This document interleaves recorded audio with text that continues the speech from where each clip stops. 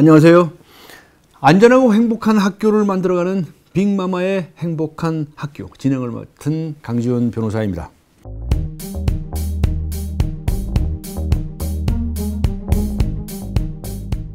아직도 학교폭력은 개인적인 문제라고 생각하시는 분들이 많습니다. 하지만 학교폭력은 결코 개인의 문제가 아닙니다. 피해 학생과 가해 학생, 그리고 그들이 다니는 학교, 그들의 가족, 지역사회의 구조와 사회 전반의 문화가 함께 맞물려 가서 만들어지는 것이 바로 학교폭력이기 때문입니다. 그래서 학교폭력 문제는 우리 모두가 관심을 가져야 할 중요한 일이 되는 거죠. 빅마마의 행복한 학교는 바로 그런 관심을 우리 모두와 나누는 마음으로 만들어 가고 있습니다. 오늘도 저와 함께 따뜻한 조언을 해주실 분, 빅마마 어떤 분인지 화면을 통해서 먼저 만나보시겠습니다.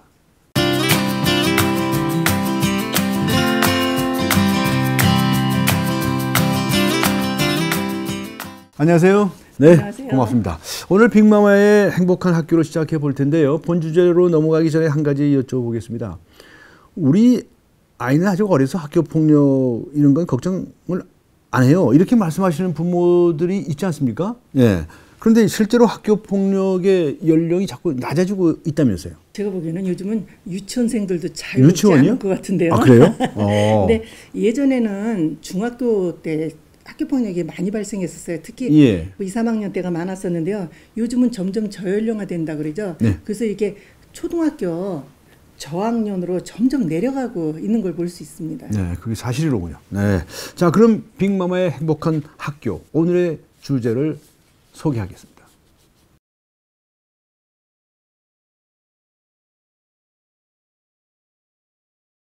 오늘의 주제는 이 부모가 절대로 하지 말아야 할 것들입니다. 그러니까 자신의 자녀가 학교 폭력을 당한 것을 알았을 때 부모가 해서는 안 될 것들이 있다. 그것들이 무엇인가에 대해서 살펴보고자 하는데요. 내가 사랑하는 자녀가 학교 폭력의 피해를 입었다고 한다면 정말 부모로서는 가슴이 째지는 일이죠. 가만히 계실 분들이 안 계실 텐데 그래도 결코 해서는 안 될 일이 있다. 어떤 일일까요? 글쎄 부모님들이 가끔가다 저희 찾아오시면은 부모님들이 대개 보면 제대로 대처하지 못해가지고 오히려 사건이 확대되고 막막해지는 경우들이 많더라고요. 그런데 그 중에 이렇게 문제점들을 좀 몇 개 찝어보면은요.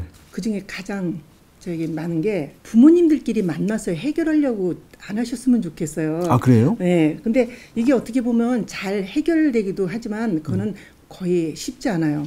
대부분이 부모님들이 만나게 되면 사실 자기 아이 입장에서 서서 얘기를 하게 되거든요. 그러다 보니까 양보들이 없어요. 그래서 서로 다툼이 일어나기도 하고요. 그리고 또 설사 부모들끼리 잘 화해가 돼서 일단은 가해학생 보고 야단치고 사과하라 그래. 그리고 피학생 보고는 사과를 받아주고 서로 용서하고 잘 화해해라 그러고 끝내는 경우들이 있어요. 그런데 이게 그 당시에는 그렇게 한다 그러지만 결국은 이거는 어른들끼리 화해가 돼버리는 거예요. 가해학생 그 앞에서는 잘못했다고 눈물 뚝뚝 흘리고 다시는 안 그러겠습니다 해놓고 나서 안 하나요. 결국은 싹 뒤돌아서서는 어떻게 돼요. 그때는 보이지 않게 은밀하게 더 괴롭힘을 해가지고 피학생들이 더 고통에 빠지게 되더라고요. 네, 부모들만의 해결이지 아이들의 해결까지는 미치지 못한다. 이런 말씀이시군요. 네. 학교라는 상황으로 가보면 또 교사들이 피해 학생들에게 절대 해서는 안 되는 뭐 그런 것도 있을 것 같아요. 일단은 3자 대면에서 조사하는 거는 되게 위험한 방법입니다. 아, 그래요? 네. 피학생, 가해학생 둘이 불러놓고 나서 가해학생한테 물어보죠. 그러면 너 이거 어떻게 된 거냐면 그 아이 그 자리에서 네 그랬습니다 하나요? 안 하죠. 아니에요. 장난으로 그런 거예요. 그런 행동 하지 않았습니다 하는 경우들이 많아요. 그러면 그때 선생님이 당황해서 피학생한테 물어보죠. 야 이거 어떻게 된 거야? 그러면 걔 그 자리에서 아니요 선생님 제가 저 괴롭혔어야 하고 이야기 못해요. 당당하게 말하는 아이가 많지 않다. 얘기 못하죠. 그렇게끔 당당하게 얘기할 수 있는 아이라면은 이런 피해를 당하지 않았죠. 그래서 그때는 선생님이 보기에는 상황이 이건 아니라는 거 파악이 되더라도 그때는 선생님들이 개입하기가 힘들죠. 네, 그때는. 그렇군요.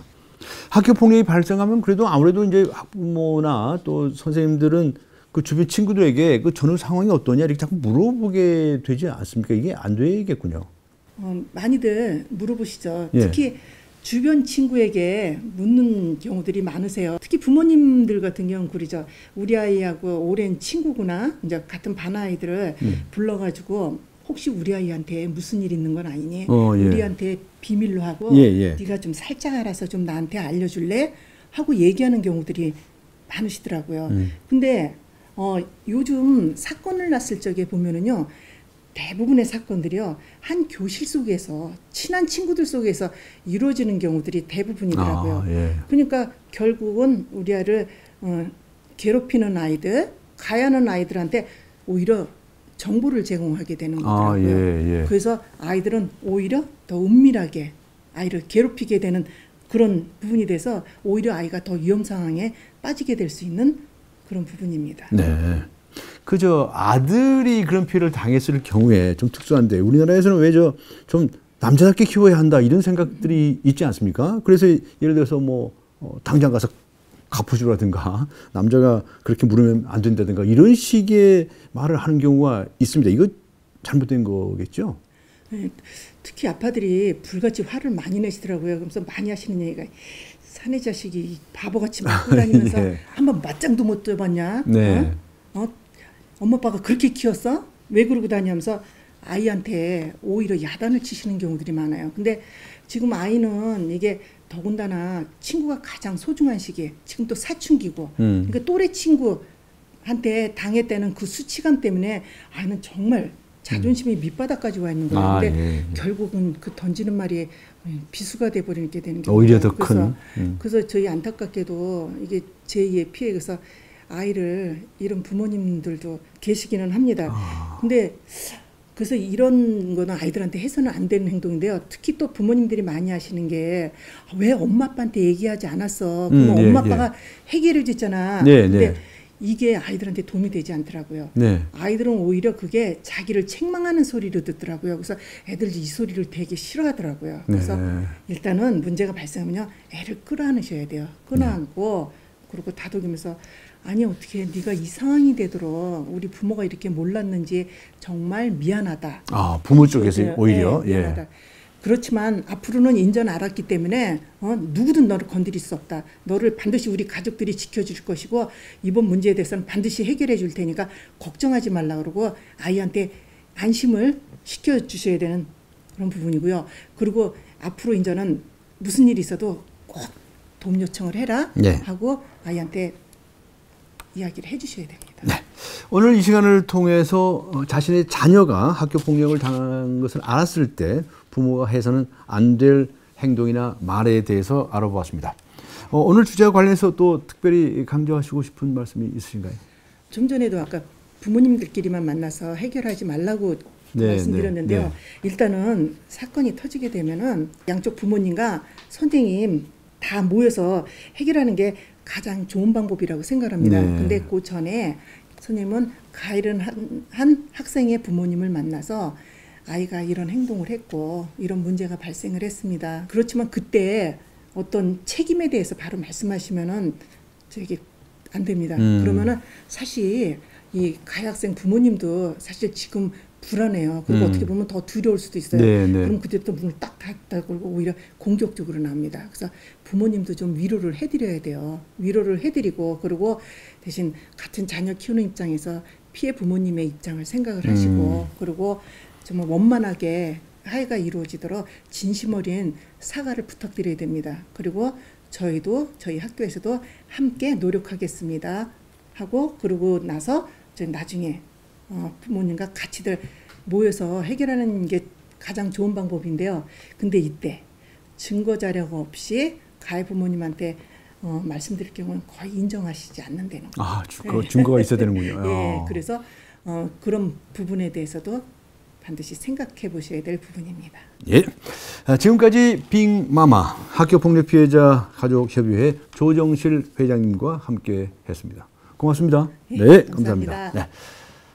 잔혹한 학교 폭력의 세계를 기록한 김혜진 작가의 소설 돌멩이에 나오는 글 잠시 읽어보겠습니다. 오늘 이 아침 교복을 입고 종종 걸음을 치는 아이들을 보면서 죄스러워지는 것은 나 역시 방관자이기 때문일 것이다 라는 대목이 있습니다. 꼭 내 아이가 피해자나 가해자가 아니라서가 아니라 우리 사회의 아이들이 행복해지기를 바라는 마음으로 학교 폭력 문제에 관심을 가져주시는 분들이 많아지셨으면 좋겠다는 생각을 하게 됩니다. 안전하고 행복한 학교를 만들어가는 빅마마의 행복한 학교, 다음 시간에도 따뜻한 관심으로 함께해 주시기 바랍니다.